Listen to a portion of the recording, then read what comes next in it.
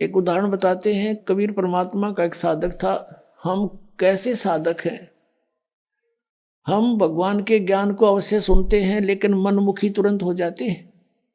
अब वो साधक घर छोड़ के जंगल में पहाड़ पर जाकर बैठ गया और वहां दिन रात भक्ति कर रहा था, साधना करता था। एक दिन वो क्या करता था, वहां से नीचे उतर कर आता था। एक सरोवर था नीचे, थोड़ा पहाड़ से नीचे की तरफ, पहाड़ी पर ही था, बना हुआ था, लेकिन वो और ऊंची पहाड़ी पर रहता था।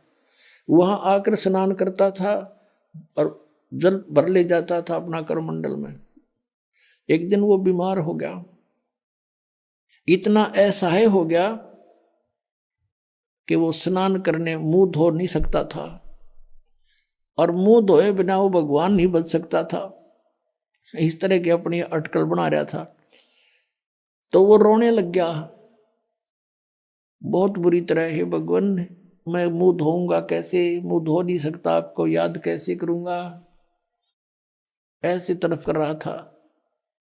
अब कहते हैं, दारी मेरे संत की मोह से मिटे नहीं अंश।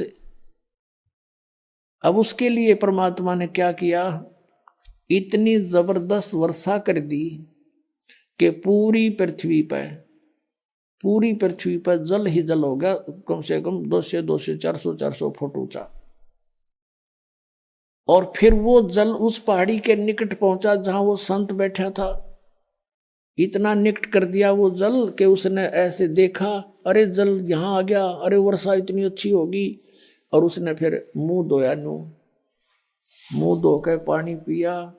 फिर उसने देखा कि ये तो सब कुछ नाश हो गया, प्रलय होगी। फिर उसको आकाशवाणी हुई कि तेरे लिए ये करना पड़ा मुझे। तब रोने लग गया, हे भगवान, मुझ पापी के लिए इतना अनर्थ हो गया, सारी जनता मर गई मालिक।